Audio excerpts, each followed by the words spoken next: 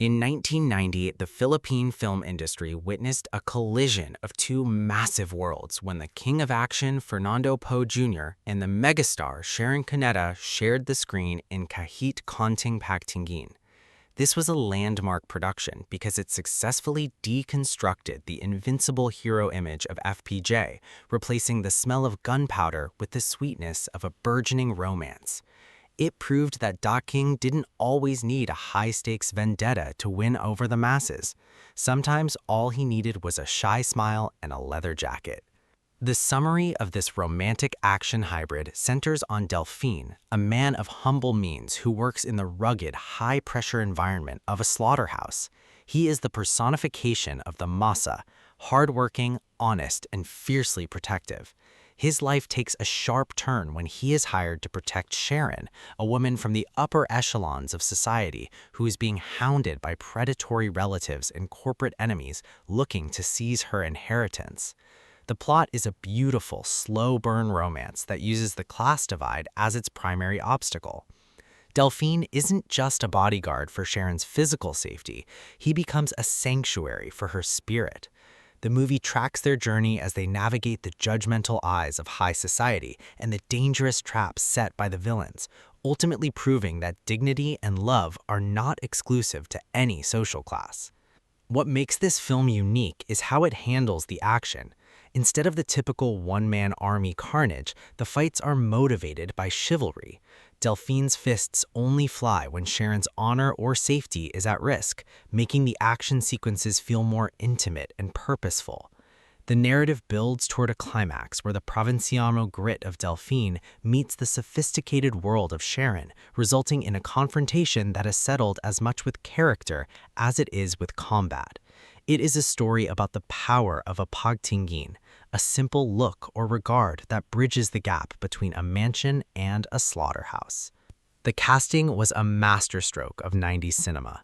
FPJ's Delphine was a masterclass in gentle strength, showing a hero who was comfortable in his own skin, even in the presence of wealth.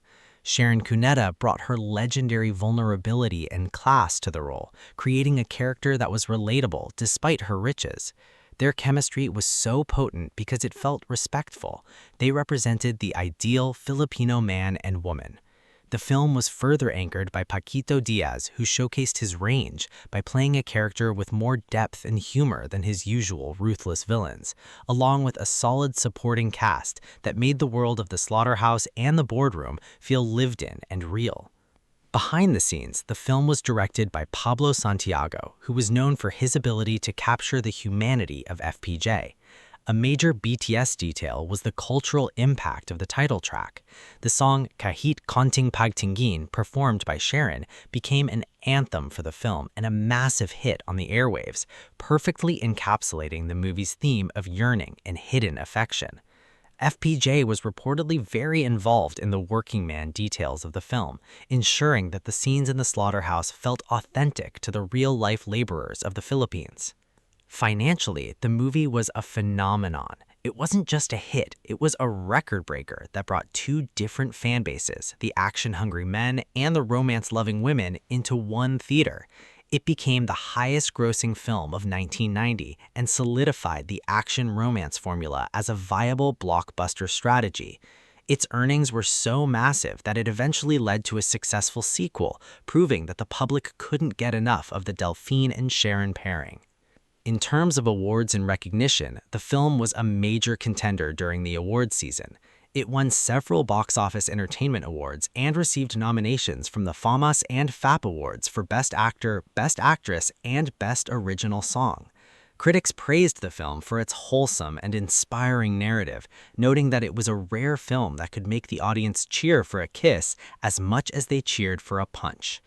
The legacy of Kahit Konting Pagtingin is its enduring charm as the ultimate crossover film.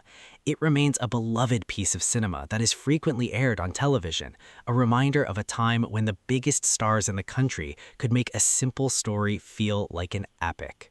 It proved that Fernando Poe Jr. was the king not just because he could fight, but because he could love with a sincerity that resonated with every Filipino heart.